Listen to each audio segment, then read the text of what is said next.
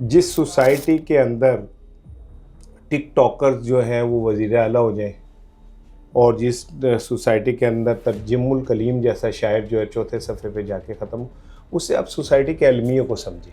आप यकीन करो, मुझे वो जुमला जब मैंने उनका प्रेस कॉन्फ्रेंस का सुना, मेरा दिल चीर के रह गया जब उन्होंने पानी मांगा और उन्होंने कहा ये तो कोई जुर्म नहीं है ना, लानत है ऐसे निज़ाम पे। मैं हैरान हो गया क्लिप देख के कि मरियम ज़्यादा बड़ी सियासतदान है या मोहतरमा बेनज़ीर भुट्टो शहीद।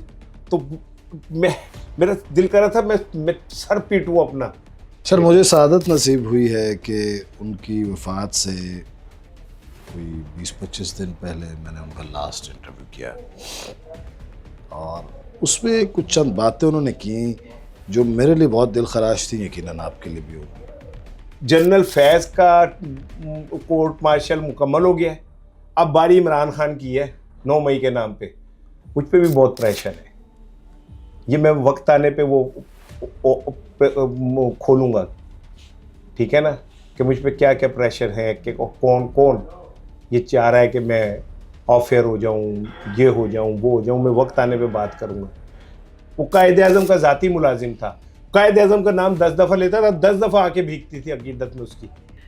अमरीकी वज़ीर ख़ारजा मार्को रूबियो ने कहा है कि आने वाले वक्त में कुछ इस्लामी रियासतें जो हैं वो इसराइल को तस्लीम करने जा रही हैं। ये जो जंग हुई ना पाकिस्तान भारत की, ये पाकिस्तान भारत की जंग नहीं थी, ये इंटरनेशनल इस्टेब्लिशमेंट का तसादुम था।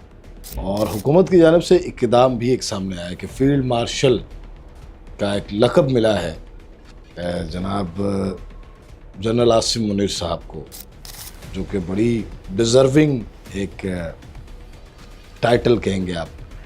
तो इस इक़दाम को हुकूमत का, ये तो अच्छा इक़दाम है, इसको आप कैसे देखते हैं? हाँ, अगर हुकूमत का इक़दाम है तो अच्छा इक़दाम है।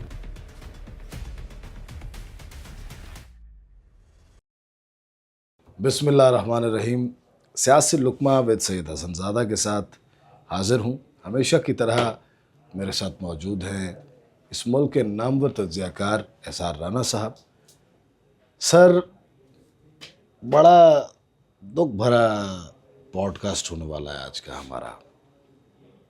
मैंने आज आने से पहले अखबार देखा तो फ्रंट पे बहुत बड़े बड़े इश्तिहार नज़र आए मुझे, और कहीं तीसरे चौथे सफ़े पर जाकर एक इतनी छोटी सी ख़बर में लिखा था कि पंजाबी के मारूफ शायर तजम्मुल कलीम दुनिया से चले गए। बड़ा अफसोस हुआ। दिन ते गिन मैं मर जाना ही, तेरे बिन मैं मर जाना ही। देखिए, सोसाइटियों को जो ज़वाल आता है ना, वो ऐसे ही नहीं आता। जिस सोसाइटी के अंदर टिकटॉकर्स जो हैं वो वज़ीर आला हो जाएं और वो हुक्मरान हो जाएं और उनकी तस्वीरें जो हैं वो सिटी स्कैन के ऊपर भी छपने शुरू हो जाएं, और जिस सोसाइटी के अंदर तर्जुमुल कलीम जैसा शायर जो है चौथे सफ़े पे जाके ख़त्म हो, उससे आप सोसाइटी के अलमियों को समझें कि हमारी सोसाइटी के हीरोज़ जो हैं वो बड़े डिफरेंट हैं।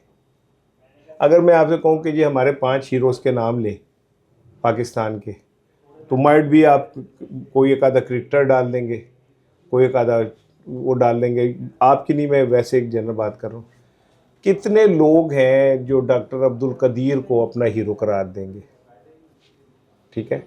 और अगर डॉक्टर अब्दुल कदीर को अपना हीरो करार देंगे तो क्या आपको पता है कि डॉक्टर कदीर के साथ हमने क्या किया, किस तरह उन्हें उनकी ज़िंदगी के अंदर जिंदा दरगोर उन्होंने किया। कहा कि मुझे शर्म आती है अपनी ज़िंदगी के इस अमर पर कि मैंने पाकिस्तान के लिए एटॉमिक पावर बनाने में काम आप यकीन करो, मुझे वो जुमला जब मैंने उनका प्रेस कॉन्फ्रेंस का सुना, मेरा दिल चीर के रह गया जब उन्होंने पानी मांगा और उन्होंने कहा ये तो कोई जुर्म नहीं है ना, लानत है ऐसे निज़ाम पे, लानत है ऐसे निज़ाम पे जिसके अंदर हम डॉक्टर अब्दुल कदीर जैसा आदमी, कितनी तकलीफ होगी उस आदमी को।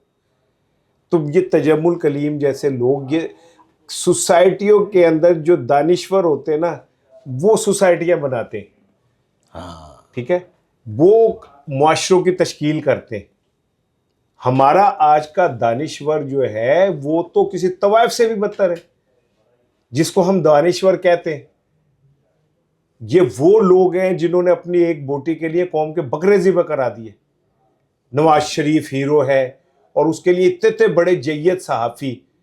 मैं हैरान हो गया क्लिप देख के कि मरियम ज़्यादा बड़ी सियासतदान है या मोहतरमा बेनज़ीर भुट्टो शहीद। तो मैं मेरा दिल कर रहा था मैं सर पीटूं अपना कि मरियम को बेनज़ीर भुट्टो से कंपेयर किया जा रहा है यार। मतलब इससे ज़्यादा इखलाकी गिरावट, घटियापन कोई हो सकता है? हम कर रहे हैं। तजम्मुल साहब, वैसे तो हमारा अलमिया है कि हम अपने हीरोज़ को मरने के बाद ही इज्जत देते हैं, ठीक है। लेकिन तजम्मुल साहब को खैर उनकी ज़िंदगी में भी बहुत इज्जत मिली और जितना मैं तो उन्हें पंजाबी शायरी का नासिर काज़मी कहता हूँ, ठीक है ना। छोटी बहर में वो जितनी बड़ी बात कहते थे ना, मैंने नहीं और बहुत कम लोगों में देखा है। सो वो चले गए, कसम पुरसी में चले गए। हमारा यही है मुआशरे। सर, मुझे सआदत नसीब हुई है कि उनकी वफ़ात से कोई 20-25 दिन पहले मैंने उनका लास्ट इंटरव्यू किया और उसमें कुछ चंद बातें उन्होंने की जो मेरे लिए बहुत दिल खराश थी, यकीनन आपके लिए भी होंगी। 6 बार नामजद करके उस शख्स को सिदारती अवार्ड नहीं दिया गया। मैंने उनसे पूछा आपकी ज़िंदगी का सबसे बड़ा दुख क्या है? उन्होंने कहा वापडा ने मेरी बिजली काटी, मैं बीमारी के आलम में गया, मैंने बहाल करवाई जाके, उसके बाद 3 दिन बाद फिर आकर मेरी बिजली काटी और उसके बाद मैं अस्पताल में था। क्या हमारे इदारों को नहीं पता लग रहा कि यह तजम्मुल कलीम है? चंद लोग, मखसूस लोग होते हैं, अमानुल्लाह है, तजम्मुल कलीम है, जॉन एलिया है, ये चंद दानिश्वर होते हैं ना सर। क्या हमारी हुकूमत में इतनी अहलियत नहीं है? तनख्वाहें तो बढ़ा रही है वो एक मुतल्लिका इदारे की, या मराआत तो बढ़ा रही है वो, या वो एजाज़ात से तो नवाज रही है, लेकिन ये लोग जो माशरे की तश्कील कर रहे हैं, मेरा आपसे सवाल यह है क्या इनकी किस्मत में कसम पुरसी की हालत में मरना लिखा है? मेहदी साहब सिर्फ बिस्तर पे मर जाएंगे और मदद के लिए कभी व्हील चेयर पे इधर कभी उधर भटकेंगे? ये सवाल। देखिए, बात यह है कि ये जो आप हुक्मरानों से तवक्को रखते हैं ना, तो मेरा तो सवाल ये कि सिविल सोसाइटी ने भी क्या किया?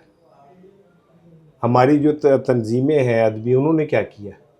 वो बहुत बड़ी मुजरिम है, उनको तो ग्रांट्स भी मिलती हैं, उनकी तो बॉडीज़ को पैसे भी मिलते हैं, उन्होंने क्यों नहीं कोई खर्च किया? ये हम एक ऐसे मुआशरे में ज़िंदा है जहाँ हर शख्स जो है वो हिस्सा बकदर जुस्सा फ्रॉड कर रहा है और इस मुआशरे का गोश्त नोच रहा है। हम इंसान नहीं, हम दरिंदे हैं जिसे खून पीते हुए, गोश्त खाते हुए, अपने साथी का गोश्त खाते हुए कोई घिन नहीं आती, ठीक है ना। हम वो लोग हैं जो हम दूसरे के चेहरे की मुस्कुराहट छीन के और अपनी जेब में रख के ये समझते हैं कि ये हमारा हक है। तो ऐसे माशरे में तजम्मुल चले गए, इज़्ज़त आबरू से ही चले गए ना यार। शुक्र करो उन पे नैब ने कोई केस नहीं बनाया, उन पे पीका का ऑर्डिनेंस नहीं लग गया, ठीक है। उनको कोई दहशतगर्दी एक्ट में नहीं पकड़ लिया गया। यहाँ तो जो सोचता है, जो सवाल उठाता है, हम आप उसे उठा लेते हैं। ये एक ऐसा मुआशरा है जिसमें सोचना मना है, बोलना मना है, ठीक है ना। ऐसे मुआशरे के अंदर अब शहबाज शरीफ ही हबीब जालिब की वो नज़में पढ़ सकता है, मैं नहीं मानता। उसे पूछो तेरी गल तो असी नहीं माननी, तू सानू सुनाने। मरियम नवाज साहिबा की जानिब बढ़ते हैं। उन्होंने कहा कि मोदी अंकल ने इतना नुकसान नहीं पहुंचाया है पाकिस्तान को जितना इमरान खान ने पहुंचाया है। इस पर आपकी क्या राय है? उसमें दो चीज़ें। अच्छा, मोदी ने उनके बकौल हमें नुकसान कम इसलिए पहुंचाया कि उस टाइम हमारी मुहाफिज पाकिस्तान फ़ौज थी और 9 मई को पंजाब पुलिस थी मरियम की निगरानी में, ठीक है ना। तो इसलिए नुकसान ज़्यादा हुआ क्योंकि पाक फ़ौज नुकसान रोक रही थी, पंजाब हुकूमत नुकसान करवा रही थी, ठीक है। मैं कहता हूँ आप करें, एक ट्रिब्यूनल बनाएं और उसमें सारे फैक्ट्स इकट्ठे कर दें। मेरी तरफ से 9 मई वालों को फांसी दे दें आप, लेकिन एक दफा दूध का दूध पानी का पानी करें, ओपन करके ट्रायल कर ले। ठीक है, मैं पाक फौज के साथ खड़ा हूं, मैं अपने इदारों के साथ खड़ा हूं, मैं अपने शोधा के साथ खड़ा हूं। ठीक है, मैं लानत भेजता हूं 100 दफा अपने पाक फौज के खिलाफ खड़े होने वाले पे, लेकिन एक दफा आप ना ये सारा कुछ एक शफाफ तरीके से करें।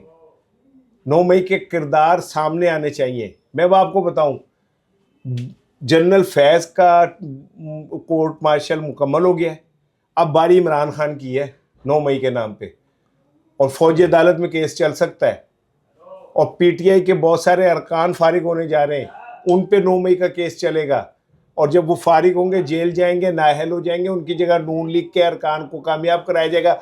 ये निज़ाम 10-15 साल के लिए किस तरफ जा रहा है आप सोच भी नहीं सकते। आपको कोई बेहतरी नजर नहीं आ रही? बेहतरी भाई, असल मसला ये कि मैं, चलो तुम्हारे इस प्रोग्राम में अच्छा है, मुझे एक मौका मिल गया, मुझ पे भी बहुत प्रेशर है। ये मैं वक्त आने पे वो खोलूंगा, ठीक है ना, कि मुझ पे क्या क्या प्रेशर है, कि कौन कौन ये चाह रहा है कि मैं ऑफ एयर हो जाऊं, ये हो जाऊं, वो हो जाऊं। मैं वक्त आने पे बात करूंगा। आप जरा सी किसी की बात नहीं सुन सकते यार? इतना हौसला नहीं है आप में यार? मैं 100 दफा भी मर जाऊं ना, मैं अपने वतन से का मुखालिफ नहीं हो सकता।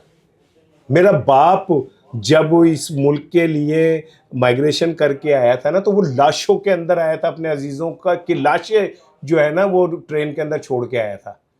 वो कायदे आज़म का ज़ाती मुलाजिम था। कायदे आज़म का नाम 10 दफ़ा लेता था, 10 दफ़ा आके भीगती थी अकीदत में उसकी। मैंने अपने बाप की आंखों से पाकिस्तान से मोहब्बत सीखी है, लेकिन क्या मेरा इतना हक नहीं है कि मैं कोई बात गलत समझूं तो उस पर बात करूं? आप मेरी ज़बान काट देंगे कि जी हमारी मर्जी से बोलो, नहीं तो हम बोलने नहीं देंगे।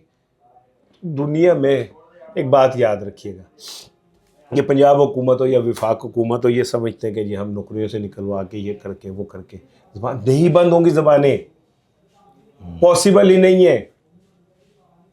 जो हुसैनियत के रास्ता है ना, उसके ऊपर तो चलने वाले कहीं चलते रहेंगे। इस मुल्क से आप सच ख़त्म नहीं कर सकते। इस मुल्क में मुसावात लेके आए, इस मुल्क के अंदर इंसाफ लेके आए। अगर आपने इस मुल्क को तरक्की देनी, आप जो कह रहे हैं ना, मुझसे सवाल जो आप कर रहे थे कि क्या नज़र आ रहा है, तो मैं तो शेर खुदा की बात पे यकीन रखता हूँ कि कुफर की रियासतें चल जाती हैं, जुल्म की नहीं चलती। ये इन्हें समझना पड़ेगा, ये मरियम साहब हो या शहबाज शरीफ साहब हो। सर, बात कर लेते हैं ज़रा बैनुल-अक़वामी। अमरीकी वज़ीर ख़ारजा मार्को रूबियो ने कहा है कि आने वाले वक्त में कुछ इस्लामी रियासतें जो हैं वो इसराइल को तस्लीम करने जा रही हैं। ये तो अगर हमास हमला ना करता तो ये तो अब से साल पहले हो जाना था। ये तो हमास ने हमला कर दिया तो मामला रुक गया। अदरवाइज कुछ इस्लामी ममालिक खलीज के और 1-2 एशिया के वो इसराइल को तस्लीम करने जा रहे थे। ठीक है, वो तो लकीली नहीं, बाय डिज़ाइन दुनिया का, तारीख का सबसे बड़ा मुसलमान और यहूदियों का मुआहदा होने जा रहा था।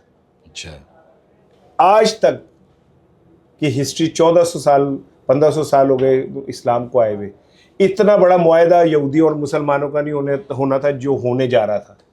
यह हमास के हमले से रुका। हमास के हमले से एक दिन बाद वो मुआहदा होना था।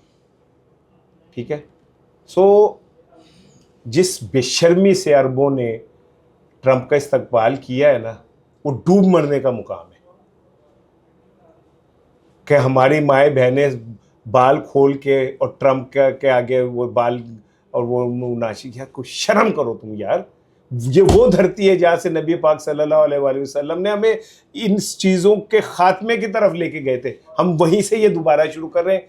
मैं एक बात आपको बता दूं, ये बात मेरी याद रखना, वो वक्त आने वाला है जब इन अरबों को गिरेबानों से पकड़ के यहूदियों ने सड़कों पे घसीटना है। मेरी बात याद रखिएगा आप।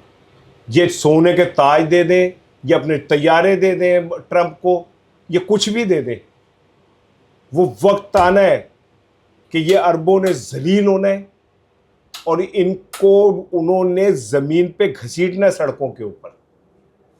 ये जो जरी शर्म का मुकाम है कि जब गज़ा में हमारी माएँ बहनें सर दुपट्टे उतरे हुए और अलामा अलामा पुकार रही थी, तुम उनके कातिलों को रेड कारपेट दे रहे थे, इस्तकबाल कर रहे थे और उन्हें कह रहे थे जो लेना है हमसे ले लो। बिल्कुल। ठीक है ना। तो अगर अरब ये समझते हैं कि ट्रंप ने जाके जो मुंह ते चपेड़ मारी उन्होंने जाके जड़ा बयान दिता उन्हें क्या समझते ने मैनू सोने का 24 कैरेट का वो दे के मैनू खरीद लैनगे। वो ट्रंप है गया, वो अमेरिका का इमरान खान है। ठीक है ना, वो भी किसी की नहीं सुनता। अच्छा, ये बड़ा कहा जा रहा था जी ट्रंप आएगा तो ये हो जाएगा पाकिस्तान में, ट्रंप आएगा तो वो हो जाएगा। तो मुझे तो उसमें इमरान खान वाली कोई रमक नज़र नहीं आ रही, बस यही कि वो भी अपनी इस्टेब्लिशमेंट के ख़िलाफ़ खड़ा हो गया और खासा भी खड़े हो गए। दुनिया ना चलती है मुफादात पे, जज्बात पे नहीं, याद रखना। अमेरिका को इस खित्ते में इस टाइम पाकिस्तान की ज़रूरत है, क्योंकि उसने मादनियात लेने यहाँ से, उसने सी पैक को नाकाम करना है, या जो प्रॉक्सी जंग होनी है उसमें वो पाकिस्तान को न्यूट्रलाइज करने की कोशिश करेगा। तो इस वक्त तो ट्रंप संगी नहीं रख सकता कि इमरान रिहा करो, इस टाइम तो वो इस्टेब्लिशमेंट से बना के रखेगा। लेकिन मैं एक और तुम्हें इस प्रोग्राम में बता दूं, ये जो जंग हुई ना पाकिस्तान भारत की, ये पाकिस्तान भारत की जंग नहीं थी, ये इंटरनेशनल इस्टेब्लिशमेंट का तसादुम था। चाइना इस्टेब्लिशमेंट ने इंटरनेशनल इस्टेब्लिशमेंट इंक्लूडिंग अमेरिका और इसराइल, रूस, फ्रांस, ये वो सबको हरा दिया। It was a defeat of international establishment. तो they will definitely revert back, वो वापसी करेंगे, ये लिख ले मेरी बात। राहुल गांधी पूरे तरीके से कैश कर रहा है मोदी की जलालत को, जो कि इस वक्त इंडिया में हो रही है। और क्या कहने पाक फौज के कि उसने वहाँ राफेल मारा है इनका कि ये जगह भी नहीं ढूंढ पाते। भाई बात यह है कि मुझे अगर कोई ईमानदार से पूछे ना कि सब कॉन्टिनेंट में मेरे पसंदीदा सियासतदान कौन कौन है, अच्छा, किसी को ये बुरा लगे भला लगे, लेकिन राहुल मेरा वन ऑफ द फेवरेट। हाँ, ठीक है ना, दुश्मन होंगे ठीक है, लेकिन उसमें बड़ी क्वालिटीज़ हैं। मोदी एक घटिया जहनी मरीज़ है, वो एक फाशिस्ट है, वो बुचर ऑफ गुजरात है और वो हिटलर है अब मौजूदा दौर का। ठीक है ना। और उसको जो अब मिल गया ना सबक, वो कह रहा है ना कि सिंदूर मेरे रगों में पता नहीं आग बन के दौड़ रहा है। ठीक है, तो पता नहीं वो सिंदूर कहाँ कहाँ से उसके निकल भी रहा है। ठीक है, हाथ लगा के चेक कर ले वो। अच्छा, हाँ। सो हमने उसे जो सबक दिया है ना, वो ये आप इसको ये ना लो बस कि ये फतह हो गई। पिछले 100 साल की हिस्ट्री उठा के देख लें, मुसलमानों ने एक जंग नहीं जीती। नहीं जी। 100 साल की हिस्ट्री उठाएं, आपको शिकस्ती नजर आएगी मुसलमानों की। ठीक है, उंदलस हार गए, क्या कहते हैं, नहर स्विस पे मिस्र को शिकस्त हो गई, आप फला जगह पे हो गई, फला जगह पे हो गई, कतर में हमें हो गई। ठीक है, सारा इराक की तबाही, हाँ, इराक, लीबिया, क्या कहते हैं, अफगानिस्तान, अब मिस्र, दे डिस्ट्रॉयड एवरीवेयर ना। 100 साल बाद तकरीबन पाकिस्तान मुसलमानों को एक फतह मिली है। ये छोटी बात नहीं है, ये आलम इस्लाम का मुराल बूस्टर है ये। और इस फतह का सेहरा यकीनन हमारी पाक आर्मी को जाता है। और हुकूमत की जानिब से इक़दाम भी एक सामने आया कि फील्ड मार्शल का एक लक़ब मिला है जनाब जनरल आसिम मुनीर साहब को, जो कि बड़ी डिज़र्विंग एक टाइटल कहेंगे आप। तो इस इक़दाम को हुकूमत का, ये तो अच्छा इक़दाम है, इसको आप कैसे देखते हैं? हाँ, अगर हुकूमत का इक़दाम है तो अच्छा इक़दाम है। मैं तो ज़ाती तौर पर समझता हूँ कि अगर हुकूमत का इक़दाम है तो बहुत अच्छा इक़दाम है।